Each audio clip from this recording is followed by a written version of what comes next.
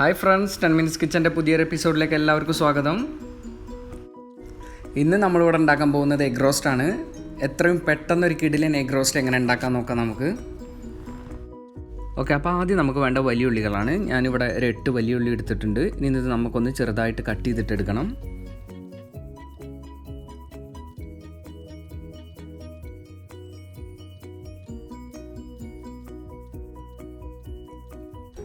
അടുത്ത നമുക്ക് വേണ്ടത് പച്ചമുളകാണ്. ഇവിടെ ഞാൻ 4 പച്ചമുളക് എടുത്തിട്ടുണ്ട്.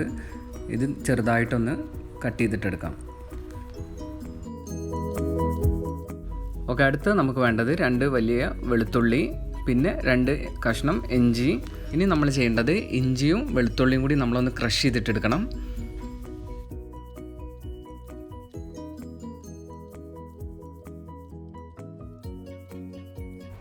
ഓക്കെ, അപ്പോൾ നമ്മുടെ വെളുത്തുള്ളിയും ഇഞ്ചിയും കൂടി നമ്മൾ ക്രഷ് ചെയ്തെടുത്തിട്ടുണ്ട്.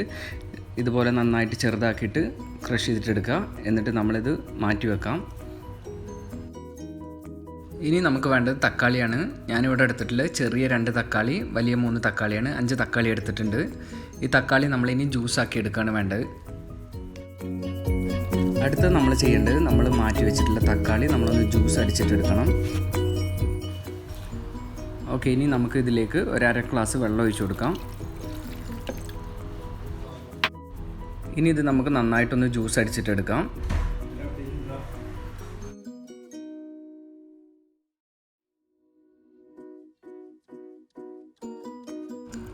അടുത്ത് നമുക്ക് വേണ്ടത് പുഴുങ്ങിയ മുട്ടയാണ്. നിങ്ങളുടെ ആവശ്യാനുസരണം നിങ്ങൾക്ക് എത്ര എണ്ണം വേണ്ടതെന്ന് വെച്ചെങ്കിൽ പുഴുങ്ങിയെടുക്കുക. എന്നിട്ട് നമ്മൾ ഓരോ മുട്ടയും ഇതുപോലെ നമ്മൾ കത്തി കൊണ്ട് ചെറുതായിട്ടൊന്ന് കീറി കൊടുക്കാം. കാരണം നന്നായിട്ട് മസാല എല്ലാം അതിനകത്ത് പിടിക്കാൻ വേണ്ടിയിട്ടാണ് നമ്മളിങ്ങനെ ചെയ്യുന്നത്. അടുത്ത് നമ്മൾ ചെയ്യാൻ പോകുന്നത് ഈ മുട്ട ഒന്ന് വറുത്തെടുക്കുകയാണ്. അതിന് വേണ്ടിയിട്ട് നമ്മളൊരു പാൻ ഗ്യാസിൽ വെച്ചതിന് ശേഷം കുറച്ച് എണ്ണ ഒഴിക്കുക. എന്നിട്ട് അതിലേക്ക് നമ്മൾ ഒരു 1/2 ടീസ്പൂൺ മഞ്ഞൾപ്പൊടി, പിന്നെ 1 ടേബിൾ സ്പൂൺ മുളക് പൊടി, പിന്നെ 1/2 ടീസ്പൂൺ ഉപ്പ്, ഇതെല്ലാം ചേർത്തതിന് ശേഷം നന്നായിട്ടൊന്ന് ഇളക്കി കൊടുക്കുക. ഇപ്പം എണ്ണ ചൂടായി വന്നിട്ടുണ്ട്. എണ്ണ ചൂടായി വന്നതിന് ശേഷം നമ്മൾ മാറ്റി വെച്ചിട്ടുള്ള മുട്ടകൾ അതിലേക്ക് ചേർത്ത് കൊടുക്കുക. എന്നിട്ടൊരു 5 മിനിറ്റ് ഒന്ന് വറുത്തെടുക്കാം. ഇനി നമ്മൾ ചെയ്യാൻ പോകുന്നത് ഉള്ളി വാട്ടിയെടുക്കുകയാണ്. ഉള്ളി വാട്ടിയെടുക്കാൻ വേണ്ടിയിട്ട് ഒരു പാനിലേക്ക് കുറച്ച് എണ്ണ ഒഴിച്ചതിന് ശേഷം ഉള്ളി നമ്മൾ അതിലേക്ക് ഇട്ടിട്ട് നന്നായിട്ടൊന്ന് വാട്ടിയെടുക്കാം.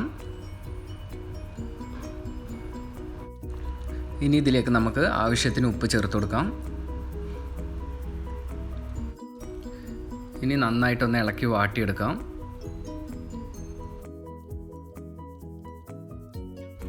ഇപ്പം നമ്മുടെ ഉള്ളി നന്നായിട്ട് വാടി വന്നിട്ടുണ്ട്.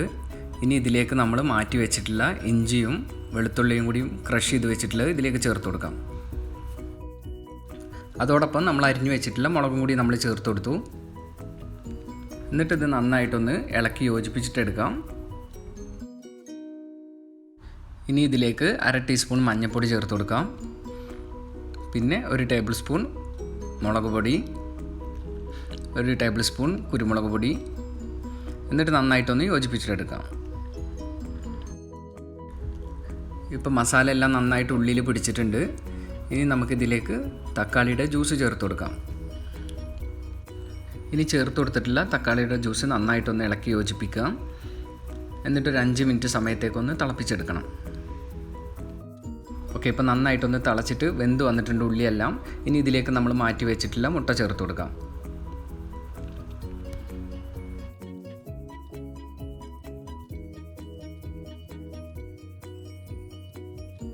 ഇനി നന്നായിട്ടൊന്ന് ഇളക്കി യോജിപ്പിക്കാം.